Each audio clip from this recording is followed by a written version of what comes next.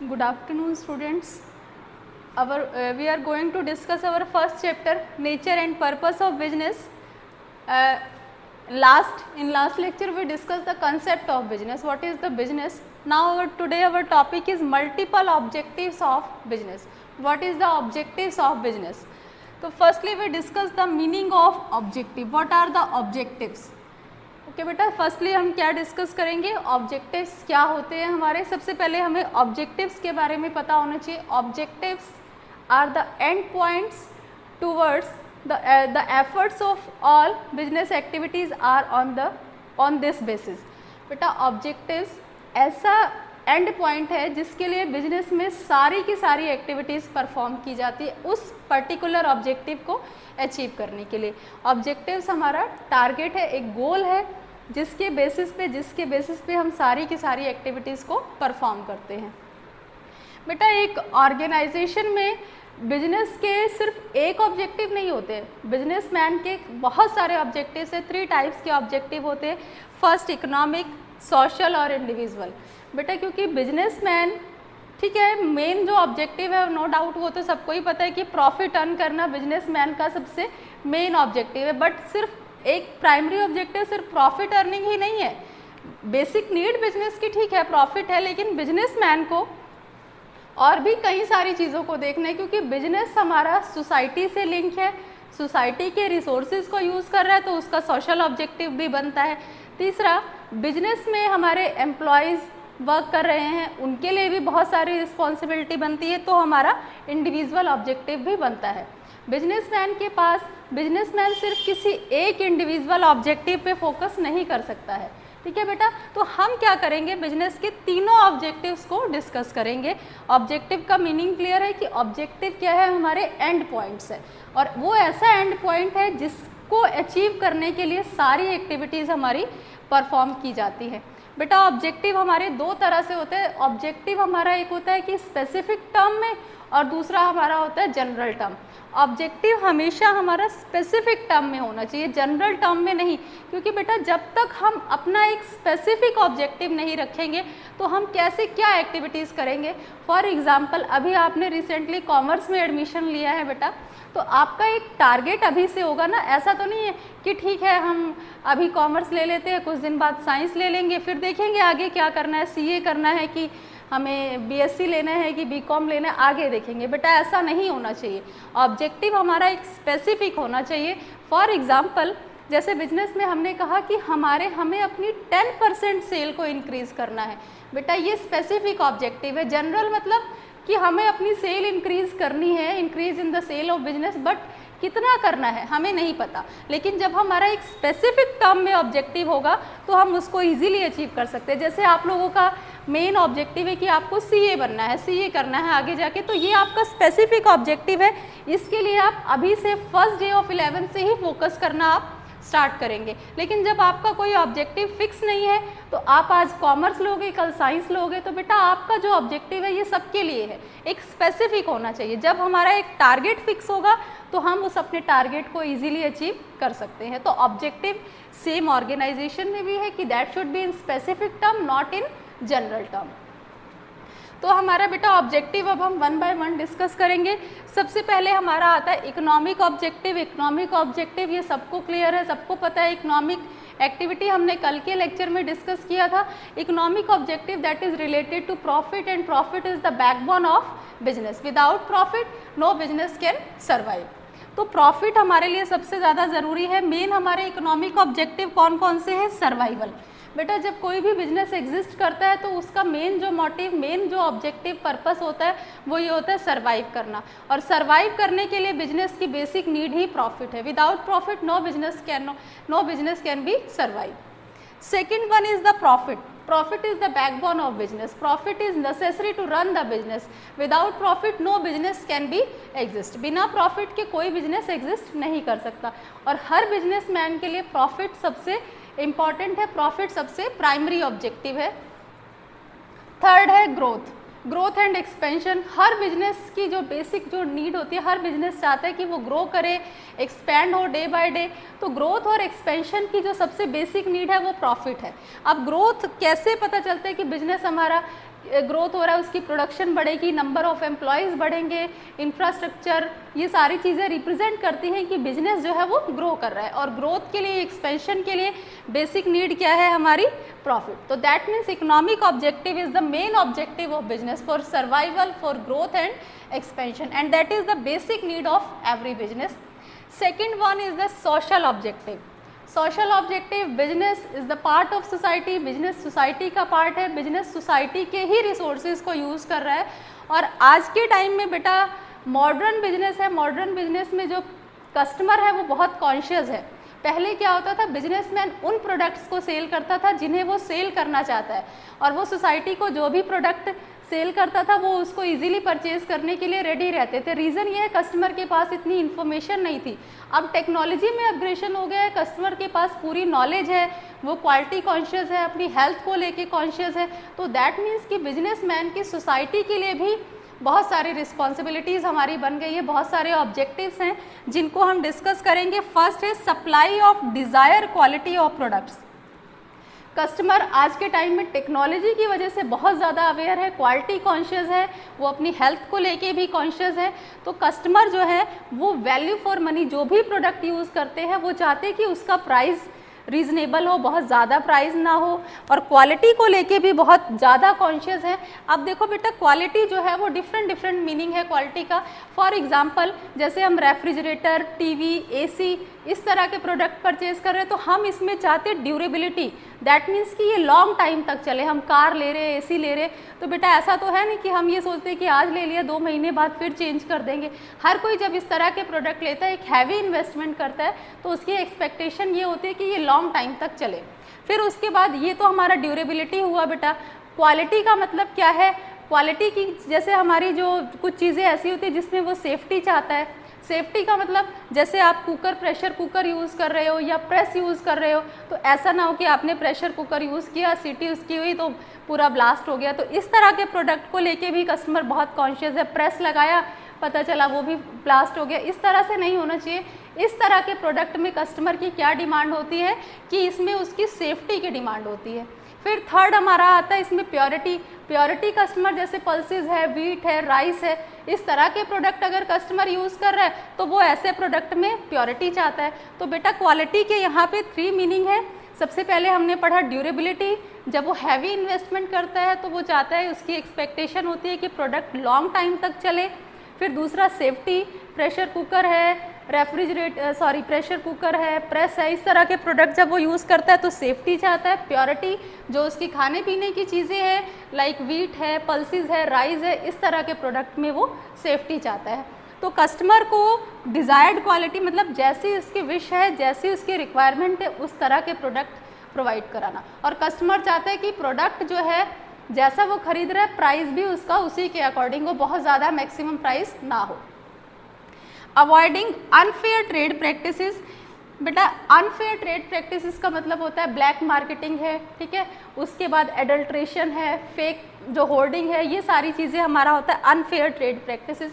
देखो businessman society से जुड़ा हुआ है, सोसाइटी के ही रिसोर्सेज को यूज़ कर रहा है। अगर उनके साथ एंटी सोशल, उनको ब्लैक मार्केटिंग, उनसे काला धन लेगा, उनको एडल्ट्रेशन, मिलावट करना, ठीक है, स्मॉल वेट करना, जैसे प्रोडक्ट का वेट है फॉर एग्जांपल 200 ग्राम लिखा है लेकिन जब उसका एक्चुअल में वेट करो तो वो वेट उससे कम है, ये सारी चीज़ें नहीं होनी चाहिए। अंडर वेट, ये सारी चीज़ें नहीं होनी चाहिए। एग्जैगरेटिंग, क्या होता है कि बहुत से बिजनेसमैन ऐसे होते हैं अपने प्रोडक्ट का बढ़ा चढ़ा के एडवर्टीजमेंट देना, तो कस्टमर बेटा एक बार उस पर अगर ट्रस्ट कर भी लेंगे तो सेकेंड टाइम नहीं करेंगे। तो कस्टमर, तो बिजनेसमैन की ये भी मेन रिस्पॉन्सिबिलिटी है, ऑब्जेक्टिव है कि ये अनफेयर ट्रेड प्रैक्टिसेस नहीं होनी चाहिए, क्योंकि हम इस तरह से कस्टमर को चीट करके एक बार प्रोडक्ट सेल कर सकते हैं लेकिन बार बार हम इस तरह से उनको प्रोडक्ट को सेल नहीं कर सकते। तो ये सारी चीज़ें जो अनफेयर ट्रेड प्रैक्टिसेस है इनको अवॉइड करना।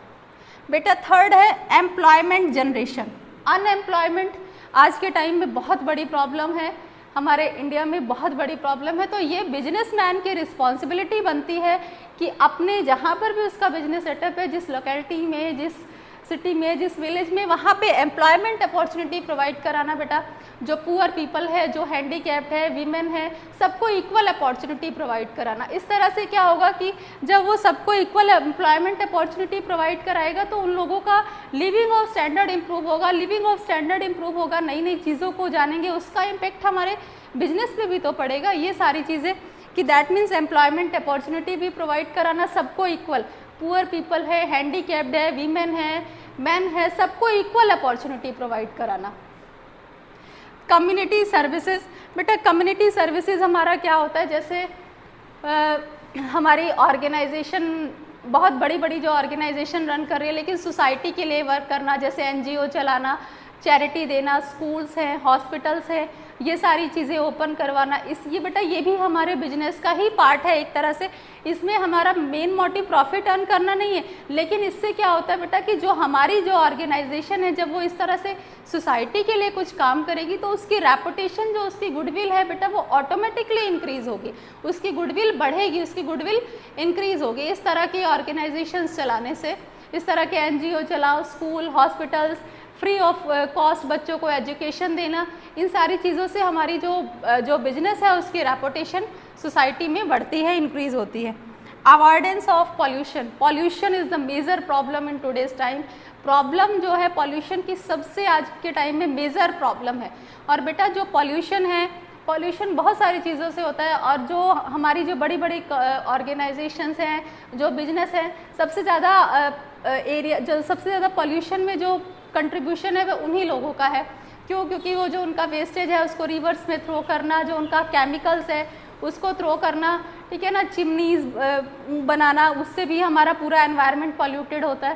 तो बिजनेसमैन को इस तरह से अगर वो प्रोडक्शन भी कर रहे हैं, इस तरह से स्टेप लेना कि जो पॉल्यूशन है वो बहुत ज़्यादा ना हो। जैसे जो उनका वेस्टेज होता है उसको रिवर्स में थ्रो ना करके उसको कहीं पर दबा देना, इस तरह से एक्टिविटी करना कि हमारा एनवायरनमेंट पॉल्यूटेड ना हो।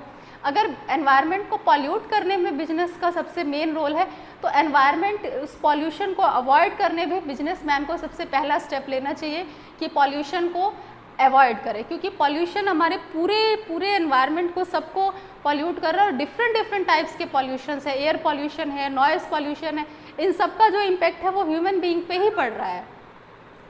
तो बेटा ये हमारे सोशल ऑब्जेक्टिव थे। बिजनेसमैन के लिए इकोनॉमिक ऑब्जेक्टिव तो सबसे प्राइमरी ऑब्जेक्टिव है ही, क्योंकि बिना प्रॉफिट के वो कुछ भी नहीं कर सकता। लेकिन सोशल ऑब्जेक्टिव भी बिजनेस के लिए बहुत ज़रूरी है। जो बिजनेस का जो मेन ऑब्जेक्टिव है वो सोशल ऑब्जेक्टिव भी है, क्योंकि बिजनेस सोसाइटी के साथ जुड़ा हुआ है, सोसाइटी के ही रिसोर्सेज को यूज़ कर रहा है, तो सोसाइटी के लिए भी उसके ऑब्जेक्टिव्स को फुलफिल करना बहुत ज़रूरी है। तो बेटा थर्ड आता है individual objective. Individual objective that means human objective. अब बिजनेसमैन में सबसे जो इम्पॉर्टेंट रोल है वो उसके एम्प्लॉयज़ का है, क्योंकि एक ऑर्गेनाइजेशन में जो सक्सेस है वो उसके स्टाफ पे डिपेंड करती है। स्टाफ का सबसे इम्पॉर्टेंट रोल होता है, और अगर एक ऑर्गेनाइजेशन में स्टाफ मोटिवेटेड है, फुल मोटिवेशन के साथ वर्क करते हैं, तो डेफिनेटली उस ऑर्गेनाइजेशन को सक्सेस मिलती है। तो एक ऑर्गेनाइजेशन के लिए जितना इकोनॉमिक और सोशल ऑब्जेक्टिव इम्पॉर्टेंट है, उतना ही इंडिविजुअल और ह्यूमन ऑब्जेक्टिव भी इम्पॉर्टेंट है। क्योंकि स्टाफ अगर ऑर्गेनाइजेशन में नहीं है, एम्प्लॉय खुश नहीं है, मोटिवेटेड नहीं है, तो वो फुल डेडिकेशन के साथ, फुल एफिशिएंसी के साथ वर्क नहीं कर सकते हैं। तो अब हम डिस्कस करेंगे कि जो बिजनेसमैन है, बिजनेसमैन के इंडिविजुअल ऑब्जेक्टिव क्या है, अपने एम्प्लॉयज़ के लिए क्या क्या ऑब्जेक्टिव्स है। तो फर्स्ट है गुड वर्किंग कंडीशंस, अपने एम्प्लॉयज़ को गुड वर्किंग कंडीशंस प्रोवाइड कराना। अब गुड वर्किंग कंडीशंस बेटा, अगर हमारी ऑर्गेनाइजेशन में वर्किंग कंडीशंस अच्छी हैं तो एम्प्लॉयज़ फुल डेडिकेशन के साथ वर्क करते हैं। गुड वर्किंग कंडीशंस का मतलब फ्रीडम, उनको पावर, डिसीज़न लेने के लिए फ्रीडम प्रोवाइड करना, उनका बेटर वर्किंग एनवायरनमेंट हो जहाँ पर वो काम कर रहे हैं, वाटर अरेंजमेंट, ये सारी चीज़ें बेटा हमारी वर्किंग कंडीशंस के अंदर आती है कि एम्प्लॉयज़ को फ्रीडम हो, एम्प्लॉयज़ भी इन्वॉल्व हो, उनका वेंटिलेशन हो, वाटर अरेंजमेंट हो, ये सारी चीज़ें हमारी इसके अंदर आती हैं। सेकंड आता है कॉम्पिटिटिव सैलरी। सैलरी ही बेसिक कंसेप्ट है बेटा। एम्प्लॉयज़ को हम इतना मतलब एक इस तरह से रीजनेबल सैलरी दें कि एम्प्लॉयज़ हमारे सर्वाइव कर सके, क्योंकि अगर हम उनको बेटर सैलरी नहीं देंगे बेटा तो हमारी जो ऑर्गेनाइजेशन है वहाँ पर एम्प्लॉयज़ का एब्सेंटिज्म और लेबर टर्नओवर बढ़ना शुरू हो जाएगा। टर्नओवर मतलब वो दूसरी जॉब को ट्राई करते रहेंगे, जहां उनको इससे बेटर मिला वो इस ऑर्गेनाइजेशन को लेफ्ट करके दूसरी जगह शिफ्ट होंगे। तो कॉम्पिटिटिव सैलरी एम्प्लॉयज़ को मोटिवेट करने का सबसे बेस्ट वे है, अगर उनको हम अच्छी सैलरी देंगे तो एम्प्लॉयज़ जो है फुल डेडिकेशन के साथ वर्क करेंगे। पर्सनल ग्रोथ, अब हर एम्प्लॉई अपनी पर्सनल ग्रोथ चाहता है, हर कोई चाहता है कि पर्सनली ग्रोथ हो। इसके लिए हम उनको टाइम टू टाइम ट्रेनिंग और डेवलपमेंट प्रोग्राम चलाना, उनकी नॉलेज को अपग्रेड करते रहना, ये भी बेटा मोस्ट इंपॉर्टेंट पार्ट है। पीयर रिकॉग्निशन, दैट मीन्स कि एम्प्लॉई का इनिशिएटिव लेना, उनको डिसीजन मेकिंग पावर देना, उनको भी हर एक्टिविटी में इन्वॉल्व करना, उनको एनकरेज करना कुछ नया सोचने के लिए, ये है पीयर रिकॉग्निशन। स्पेशल बेनिफिट, अब बेटा उनको हाउस रेंट है, मेडिकल है, फैमिली ट्रिप है, एजुकेशन है, ये सारी फैसिलिटीज़ भी प्रोवाइड कराना। तो ये इंडिविजुअल ऑब्जेक्टिव है। एक बिजनेसमैन के लिए हमारे 3 ऑब्जेक्टिव है, economic that is related to money, social objective that is related to society, human objective, individual objective that is related to employ. Individual objective को बेटा हम ह्यूमन ऑब्जेक्टिव भी कहते हैं, जो हमारा एम्प्लॉय से रिलेटेड है। That means both 3 objectives are important for business. Is it clear? Our next topic is role of profit in the business. Profit term हम बार बार पढ़ रहे हैं बेटा, होप्स हो सबको प्रॉफिट का मीनिंग बहुत अच्छे से क्लियर हो गया होगा कि प्रॉफिट का ही तो बिजनेस में रोल है। अभी हमने इकोनॉमिक में डिस्कस किया कि profit is the backbone of business. अगर बैकबोन नहीं है तो कैसे हम खड़े हो सकते हैं? ऐसे ही अगर प्रॉफिट नहीं है तो बिजनेसमैन सर्वाइव एग्जिस्ट ही नहीं कर सकता। तो प्रॉफिट हमारा बेसिक नीड है। तो अब हम इसको पढ़ेंगे बेटा, ये मोस्ट इंपॉर्टेंट है, ये क्वेश्चन 100% पूछा जाता है। Role of profit in business. सबसे फर्स्ट सर्वाइवल। अभी हमने डिस्कस किया कि कोई भी बिजनेस अगर स्टार्ट होता है तो वो चाहते हैं कि वो लॉन्ग टाइम तक उस सर्वाइव करे, उस कॉम्पिटिटिव टाइम में वो भी कॉम्पिटिट करे। और कॉम्पिटिट करने के लिए, सर्वाइव करने के लिए सबसे बेसिक नीड है प्रॉफिट। बिना प्रॉफिट के कोई भी बिजनेस एग्जिस्ट नहीं कर सकता। प्रॉफिट बिजनेस की बेसिक नीड है। उसको सर्वाइव करने के लिए, लंबे टाइम तक रन करने के लिए, कॉम्पिटिट करने के लिए सबसे बेसिक नीड क्या है? प्रॉफिट। सेकेंड है एक्सपेंशन एंड ग्रोथ। अभी हमने यहाँ पे पढ़ा expansion and growth. Her businessman की यही एक्सपेक्टेशन होती है कि उसका business day by day expand करे, ग्रोथ करे, ठीक है ना। और एक्सपेंशन और ग्रोथ के लिए सबसे मोस्ट इम्पॉर्टेंट, सबसे मोस्ट क्या नीड है? हमारा प्रॉफिट। बेटा देखो, अगर हमें अपने बिजनेस को एक्सपैंड करना है तो प्रॉफिट, हमारा जो अपना प्रॉफिट है उसको हम रिटेंशन, उसको हम फिर से यूज़ करते हैं डाइवर्सिफिकेशन के लिए। दैट मीन्स और भी हम कुछ और नया स्टार्ट करने जा रहे हैं, उसी बिजनेस को एक्सपैंड करने के लिए। जो हमारा प्रॉफिट होता है बेटा, प्रॉफिट इंटरनल सोर्स होता है। अभी हम आगे इसको डिटेल में भी पढ़ेंगे। हमारे पास बिजनेस को एक्सपैंड करने के लिए 2 सोर्स होते हैं, एक होता है इंटरनल सोर्स, दूसरा होता है एक्सटर्नल सोर्स। बेटा इंटरनल सोर्स में हमारा सबसे जो पहला आता है वो प्रॉफिट आता है। प्रॉफिट हमारा सबसे बेस्ट इंटरनल सोर्स है, क्योंकि प्रॉफिट को हम अपने अकॉर्डिंग यूज़ कर सकते हैं। प्रॉफिट के लिए हमें कहीं पर किसी एसेट को एज अ मॉर्टगेज गिरवी नहीं रखना है, किसी तरह का इंटरेस्ट नहीं देना है। तो सबसे बेस्ट जो सोर्स है वो क्या है? प्रॉफिट। एक्सटर्नल सोर्स क्या होता है? जो हम बाहर से, किसी बैंक से, किसी फाइनेंशियल इंस्टीट्यूट से पैसा लेते हैं, तो उसके लिए हमें अपनी एसेट को एज अ मॉर्टगेज रखना पड़ता है बेटा। तो हमारे लिए जो सबसे बेस्ट सोर्स क्या है? प्रॉफिट। अगर हमें अपने बिजनेस को एक्सपैंड करना है, ग्रोथ करनी है, तो हम अपना इंटरनल सोर्स प्रॉफिट को अपने अकॉर्डिंग यूज़ कर सकते हैं। और बिजनेस की ग्रोथ में सबसे ज़्यादा हमारे अपने ही प्रॉफिट का रोल होता है। उसी को हम री इन्वेस्ट करते रहते हैं, उस पर हमें इनकम हुई, फिर हमने उसको बिजनेस में री इन्वेस्ट किया। इस तरह से हमारा बिजनेस ग्रो करता है। थर्ड आता है बेटा symbol of efficiency. Profit is the symbol of efficiency, index of performance, ठीक है ना। प्रॉफिट जो है वो हमारी परफॉर्मेंस का इंडेक्स है। किसी भी ऑर्गेनाइजेशन में मैक्सिमम प्रॉफिट होता है, दैट मीन्स कि performance efficiency of organisation is good. अगर प्रॉफिट लेस है तो दैट मीन्स कि efficiency of that particular organisation is not good. तो हमारा जो प्रॉफिट है वो हमारी परफॉर्मेंस का इंडेक्स है कि प्रॉफिट क्या रिप्रेजेंट करता है। अगर मैक्सिमम प्रॉफिट है दैट मीन्स कि हमारी ऑर्गेनाइजेशन की परफॉर्मेंस बहुत अच्छी है। अगर प्रॉफिट हमारा कम है तो दैट मीन्स कि हमारी ऑर्गेनाइजेशन की परफॉर्मेंस अच्छी नहीं है। बेटा फोर्थ पॉइंट है हमारा reward for bearing risk. Profit is the reward for bearing risk. बेटा क्या होता है कि बिजनेसमैन में, जब भी बिजनेसमैन पैसा लगाता है तो ज़रूरी नहीं है कि उसको हमेशा उस पर प्रॉफिट ही हो। प्रॉफिट और जो रिस्क है वो हमारे इंटर रिलेटेड है। मोर risk more profit, less risk less profit. जो भी बिजनेसमैन अगर बहुत ज़्यादा रिस्क लेता है तो उसको प्रॉफिट भी ज़्यादा होगा, लेस रिस्क लेगा, जब वो रिस्क ही नहीं लेगा तो उसको इनकम कहाँ से आएगी। दैट मीन्स कि profit is reward for bearing risk. जो बिजनेसमैन जितना रिस्क लेगा उसको उतना मैक्सिमम प्रॉफिट होगा, और जब बिजनेसमैन रिस्क ही नहीं लेगा प्रॉफिट कहाँ से होगा। फॉर एग्जांपल सपोज करो बिजनेस को ग्रो करने के लिए हमें पता चला कि अगर हम 10 लाख और इन्वेस्ट कर दें तो फ्यूचर में हमारी जो प्रॉफिट है वो बढ़ जाएंगे, लेकिन वो डर है कि ओहो अगर ये 10 लाख हमारे डूब गए तो। लेकिन अगर वो 10 लाख लगाता है तो डेफिनेटली उसको आने वाले टाइम में क्या होगा, इनकम होगा, लेकिन वो पैसा ही नहीं लगाएगा तो उसको इनकम कहाँ से होगी। दैट मीन्स कि profit and risk are interrelated. More profit more risk, more profit and less risk less profit. Last is help to gain goodwill. बेटा प्रॉफिट जो है हमारा गुडविल गेन करने के लिए बहुत ज़्यादा हेल्पफुल है।